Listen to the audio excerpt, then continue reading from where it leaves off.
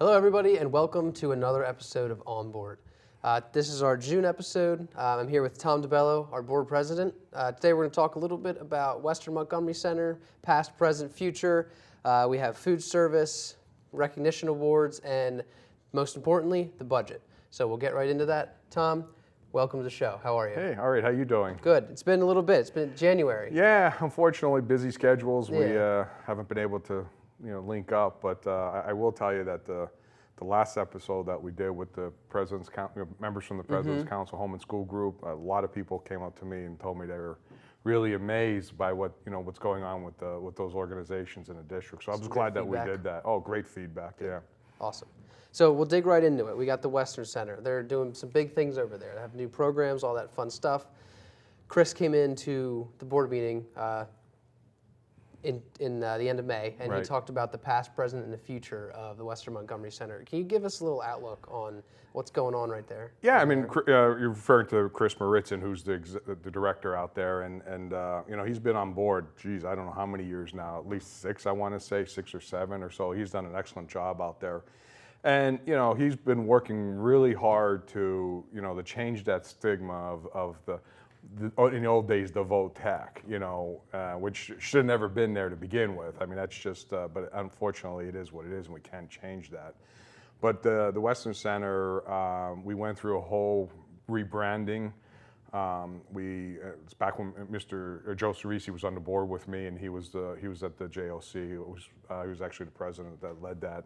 And it was right after we did the remodeling of the school there. So it was all driven towards re-energizing that building and that what I say asset to the district. It's been several years. I mean, when we first started looking at this, we were averaging about 90 to 100 kids a year there. I believe our last numbers put Springford at somewhere around 250 kids. Wow. So that's Springford only. That's Springford but only. That whole school has. Right. There's 3 school districts that feed that. It's Springford, Pottsgrove, and Upper Perk. Okay. Upper Perk only. So yeah, it's been really good. I mean, they worked really hard. Look, there's been articles, and we've talked about it at the board table, that college is just one answer, right? There's many trades that students could go and get skilled or experience in, and have a great career. Plumbing, HVAC. We're bringing welding back. Machine shop, welding, auto mechanics. I mean, it's just a great asset to the community. It seems like the career needs have shifted a little bit. Oh, absolutely, and it's a great point. The reason why the career needs shifted was because years ago there was that stigma that was known as the vote tech around the country, and it was frowned upon, and it was and then so there was a whole period of time where kids just weren't going there. They weren't getting that skill. So now they're finding out that there's shortages in a lot of different laborers, and it's good work. It's honest, hard work, but it's a lot of those positions pay extremely well. I mean, you see kids that they go at the Western Center and they maybe go on for another year or two of trade school, and they come out and they're making like $80,000-$90,000 a year. And they minimal loans. I mean, trade schools are nowhere near what colleges are. So we're really thrilled. We're really thrilled with what's going on out there. It's growing, and we continually are adding new programs. There's a whole network. I don't remember the exact name of it, but it's almost like network engineering or computer engineering for kids. Okay. There's the sports management. What I wanted to do here. A couple years ago, here. we did the sports medicine. They had the sports medicine program. Sports there. medicine, right. Is that going well? It's going great. And then there's the more the traditional cosmetology, protective services, and auto mechanics and all that. And isn't there a dentistry program? Well, they rolled that in. There was they tried to create a dental hygienist type program. That was a few years ago. That never really got off the ground. But then they kind of roll that in with the I forget what it's called, not practical nursing, but like there's a nursing Nurse practitioner. nurse practitioner program that's out there. Cool. So they kind of like that's a great background, nurse practitioner and the dental hygienist.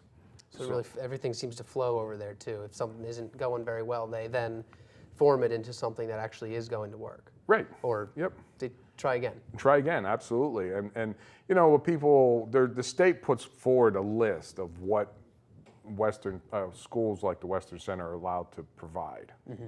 The list is pretty extensive, and we constantly look at that list and look to see if there's new programs or is there programs that we should maybe phase out or like I said, phase in. And like there's more computer type stuff now, networking type stuff.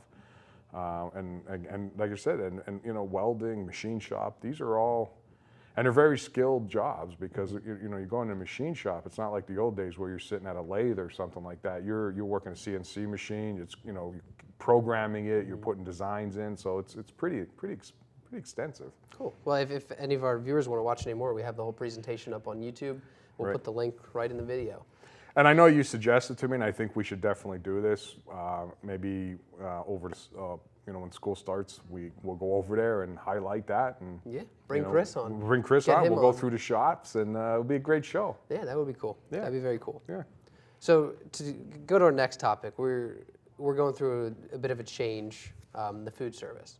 Oh, right, yeah. So we're going to a company called Aramark, right, who they do a lot of different K through 12. They also do college universities. They do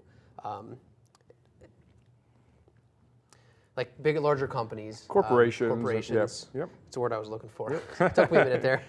So can you tell us a little bit about this transition that we're going to have here shortly? So food services is it's an industry that it's there's a lot of regulations. There's state regulations, there's federal regulations, and some of those regulations are changing.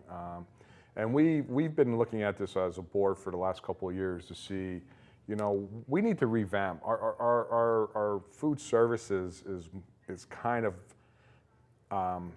it's more like yesterday, right? Yeah.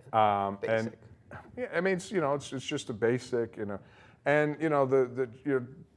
the students' needs are changing and everything else, and that's why why Spring Forward is a top district is because we're always looking at those ever-changing needs of students, and some things are fads and some things are more practical, and you have to put changes in place.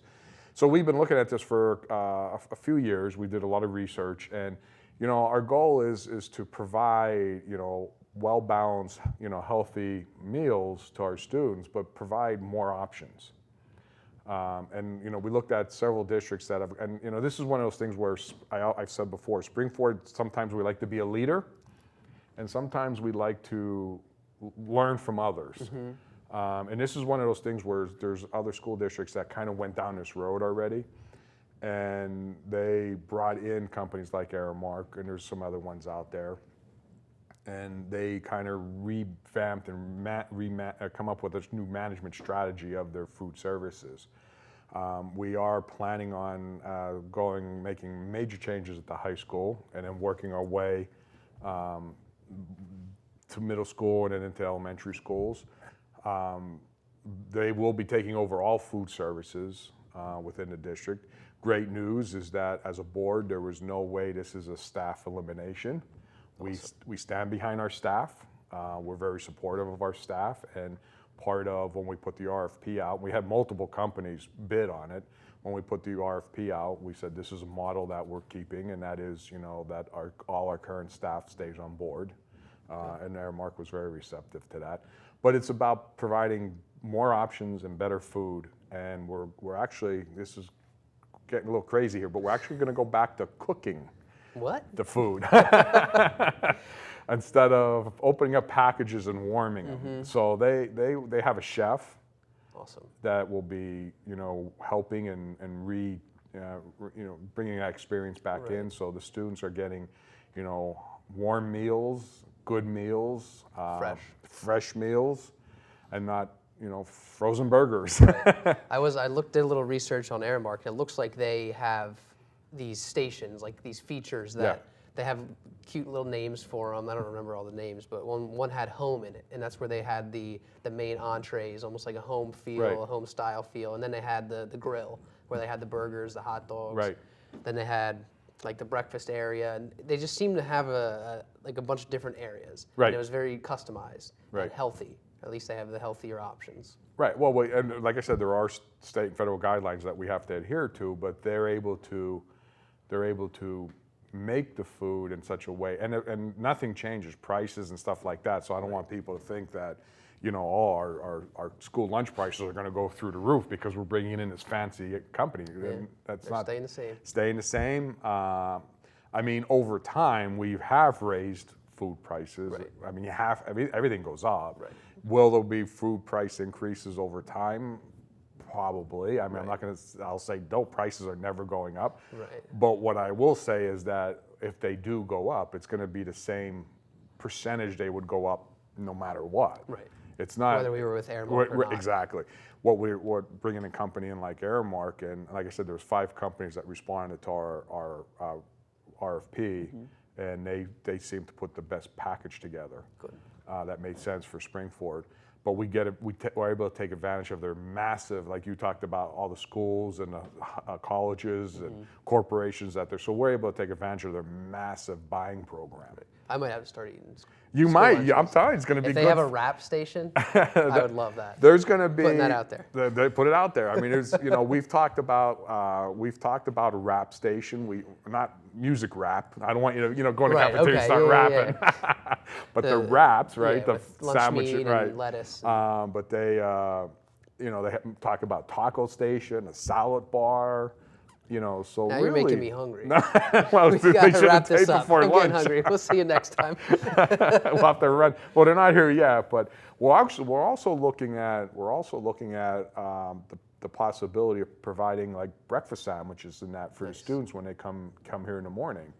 So a couple different options that we're exploring, but the kids could come, grab a breakfast sandwich or for I don't know, whatever is a reasonable price. I don't even know what it would be, like $1.50 or whatever. Gives them the option. Gives them the option. I mean, we have our cafe now that's in the media center that the kids really love, where they go in and get a coffee and there's some finger things in there. It's no Starbucks. No, that's not out. Starbucks. It's just our branded. I'll say our Springford branded coffee, much better than Starbucks. Ram Brew. Ram Brew. There you go.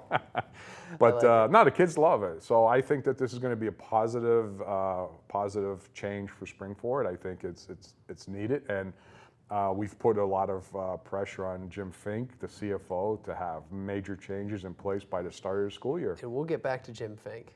Oh, I know. We'll get back to Jim Fink. We'll have to wrap him. We'll have to wrap him in later. Yeah. Not the music rap. Right. So, before we get back to Jim Fink, because we'll have a long conversation on Jim. It's coming to the end of the year. We have a lot of senior awards and recognitions. Right. And a lot of it's a reflection of this past school year. And there was so many music and athletic recognitions at the most recent board meeting. But they're also going in and getting these scholarships, and it's just incredible to see the amount of... Yeah, our students are amazing. I mean, we're not one of the top districts in the state and national. You see our national rankings. We continue to get higher ranked, which is amazing. We're within like the top 4% of high schools in the United States. There's like 21 or 20, let's just say 20 plus thousand high schools. There's 16,000 school districts in the country, and Springford is recognized as one of the best. We're very proud of that. But our students are amazing. We try at our board meetings. I know that we're a few districts that do this, but we like to recognize our students. We have them come to board meetings, and we want to recognize their success. We have PAC championships. We have music accolades. Our color guard competed nationally. Our band does unbelievable. I mean, and we really make it. And Joe Cerisi and I started this a couple of years ago. Oh no, God, probably about 8 years ago or 9 years ago when we first got on the board. It was that, we should be recognizing our students, and we've been doing that, and we take pride in that. And as you come towards the end of the year, it's just crazy busy because The kids are doing amazingly well. The success is unbelievable. And we want to take the time. Our longest board meetings, believe it or not, are usually in April, May, because we're trying to get all those recognitions in. We're even recognizing at the middle school if a team has an undefeated season. They don't get trophies. There's nothing they win. Right. But we want to, as a board, to bring the kids in, and we stop at undefeated. We can't have but if they have an undefeated season, and we like to bring them in and recognize them. So we've done that. I've been honored to I was asked to speak at the academic awards banquet. We had about 150 plus kids that received academic awards. That's kids that had a 95 average. Wow. Or higher for all years of high school. So I spoke at that. The Music Association had their banquet last week. They asked me to come and say a few words, and I went and spoke there. And actually, I'll be speaking at the athletic banquet that's coming up tonight. Cool. And what's amazing is that you go to the academics award banquet and you see the kids, and then you go to the music banquet, the Music Association banquet, you see some of the same kids, and you come to the athletic banquet and you see, so we have amazing kids here. And dedicated. Very dedicated, and the recognition that they get is so well deserved.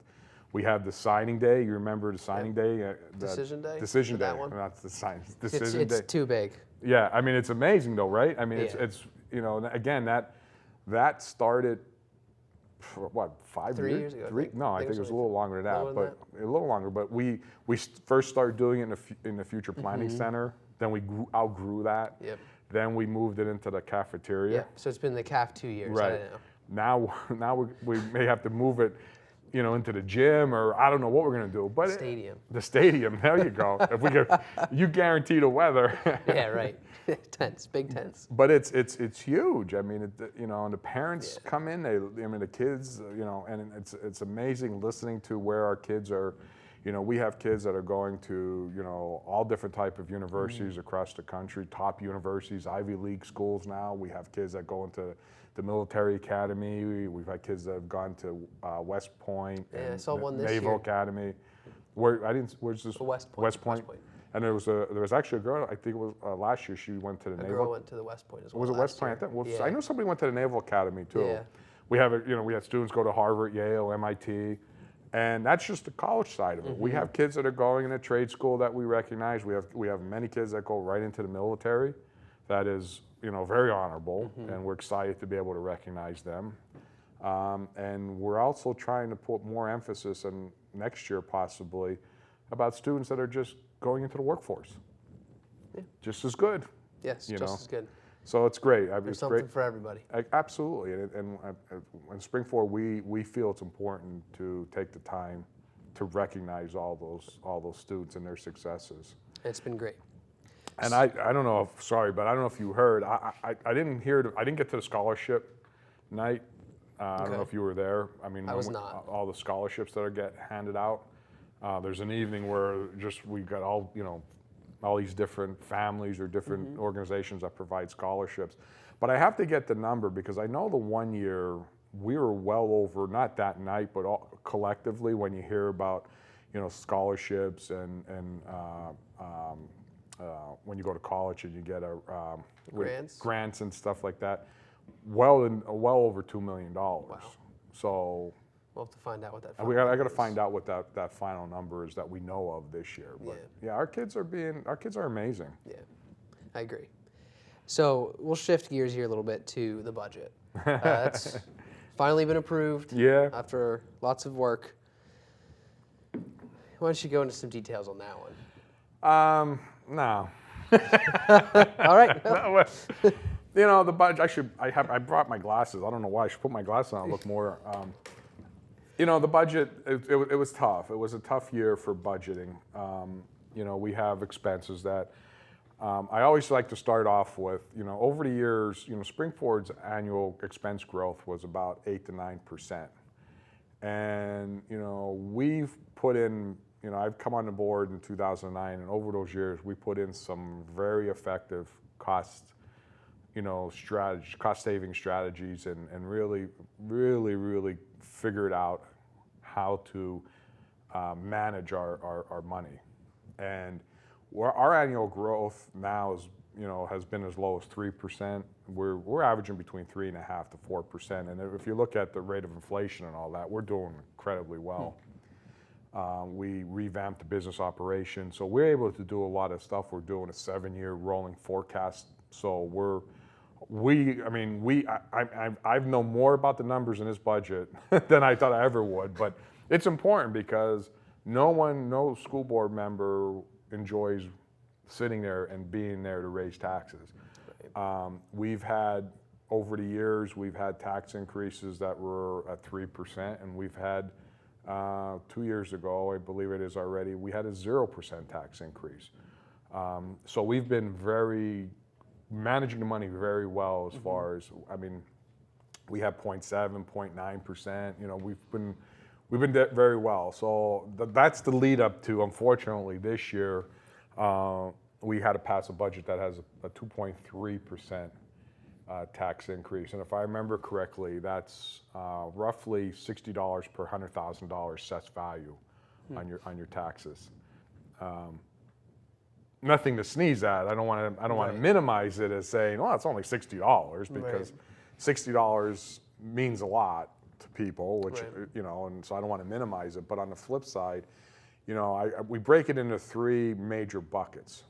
And Jim did a budget presentation, and the 3 buckets are, because of the growth and the changes within special education and all that, we're bringing in roughly about $1.5 million in new positions.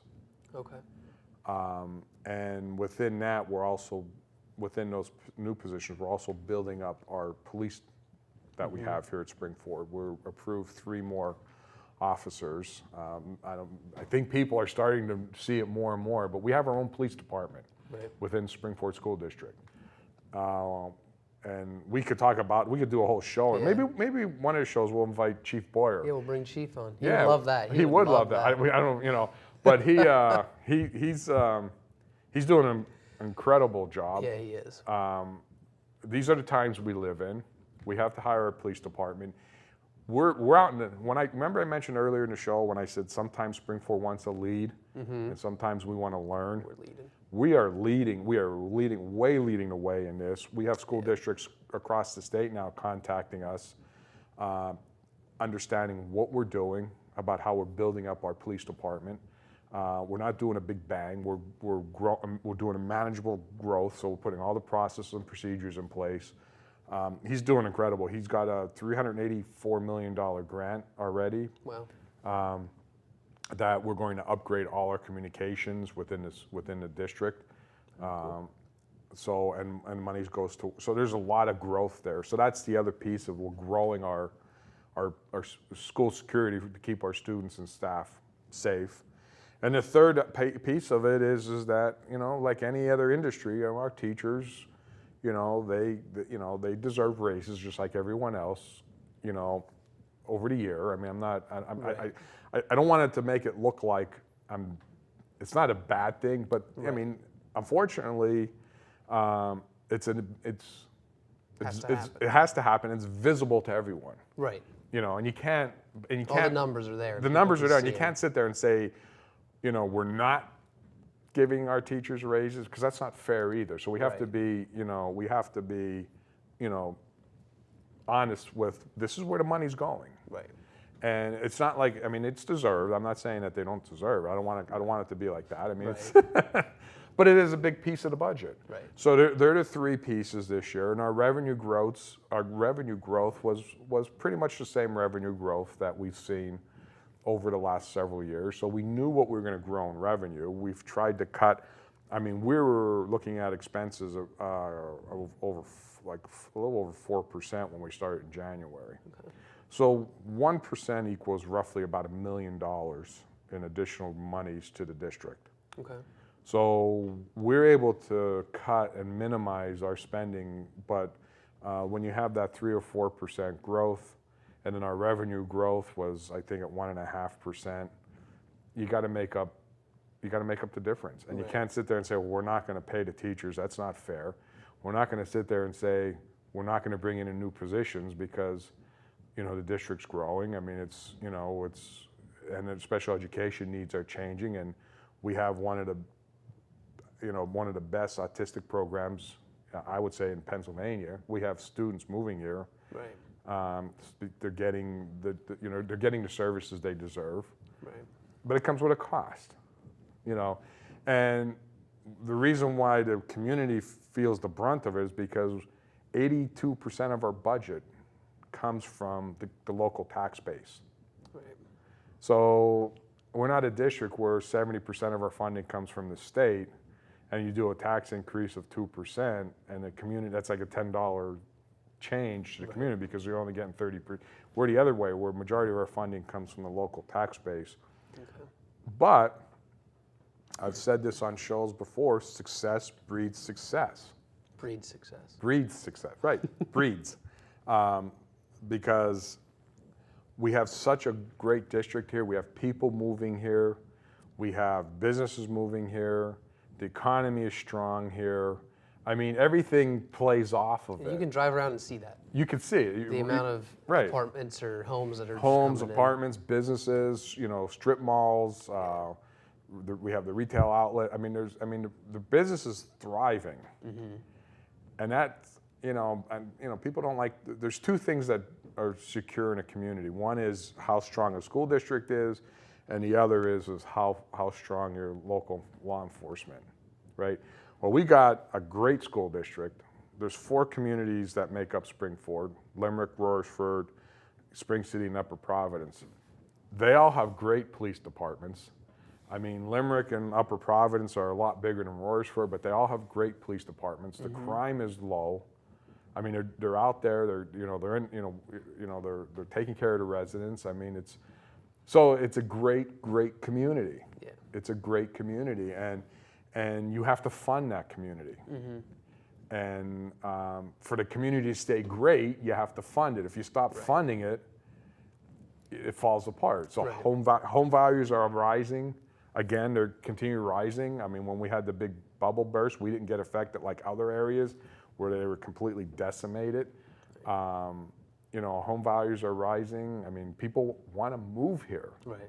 And like I said, it all comes back to 2 major things: school district and local law enforcement. And when we have a great communities around us. So people come up to me and say, "You're raising taxes, I'm moving." And I'm like, okay, where are you going? Where are you going to go? Because Springford, even though we're the 4th largest school district in Montgomery County, we're one of the lowest tax millages in Montgomery County and the state. We have, like I said, we're one of the top districts in the state. We're one of the top districts in the country. Lowest taxes, and we're performing well. I mean, I don't want to. I mean, I know it's tough. Believe me, I tell you. I mean, I know people are living on Social Security. I know it's tough. I wish the government would. There's senior rebates and stuff like that, but I wish the government could come up with ways to. Other states have done it. When you get to like 65, whatever you're paying in taxes, that's what you don't. It doesn't go up anymore. Okay. But that has to be a state thing. That can't be something that we can institute at Springford. But it is what it is. I mean, I'm not happy about it. People know me over the years. I've probably fought the budget the most and pushed as hard and cut and but we've created an awesome district, and unfortunately this year it's going to be at 2.3. Our average tax increase has still been about 1.8%. Since I've been on the board, which is great when you compare that to other districts. Right. So, it's not. I'm not happy. Right. And we're not. The other option is we start cutting. Right. And eliminating. Nobody wants that. Well, you start cutting and eliminating, and then next thing you know, with all that thing that we talked about, the positives and the successes, little by little, start to fade away. So. Yeah. Well. I didn't want to go too deep into it. No, that's It's, all right. know, You're but, the numbers guy. You know, yeah, a I little know more that than me on that right. stuff. You but- know I know the numbers, and I could sit here and I could talk probably a couple. We should have there's the show. We should put you in the middle and Jim Fink on one side and me on the other I'll side. slowly lead the conversation. We just start going. Jim's been great. I mean, when one of my goals was to have the 7-year rolling budget. So when we hired him, he knew exactly what I was taught, what I wanted to do, and we have this. What that means is we're looking out 7 years on our budgets. We already know what next year's looking like and where we're starting. We'll hold on that. No, don't worry. I'll see you next June. We'll talk about that next That's June. for a future show. Yes.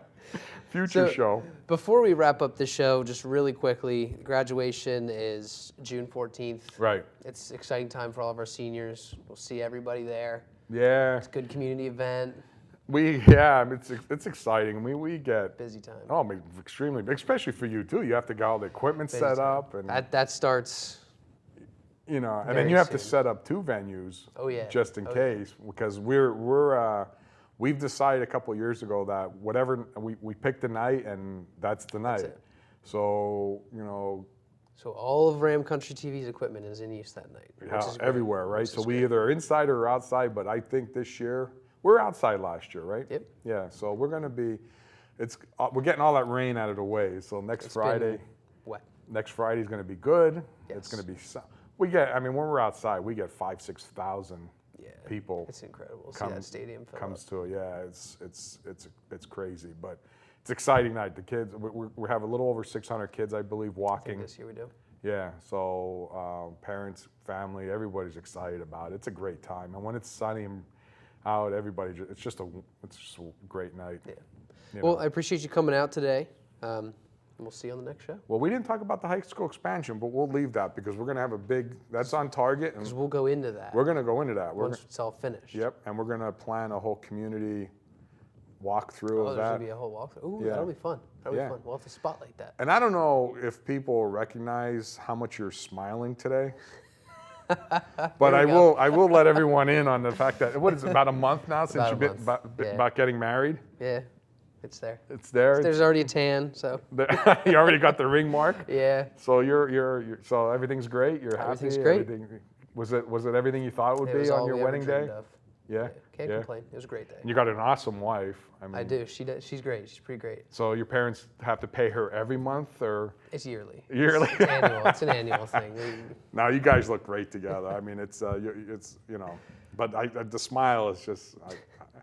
I haven't. Well, thank I you. haven't seen it off your face, and No, now I'm turning red. Come on, Tom. it's the light. It's Yeah, the it's heat. the lighting. I'll fix that in post. Well, I know everyone in TV land is congratulating you on your nuptials. So, Well, thank you. So, and we're excited for you. I appreciate it. So Good to be here. congratulations. Thank you. All right. Well, thanks for hanging out and watching this episode of On Board, and we'll see you next time. I'm Andrew Rothermel. Thanks for watching.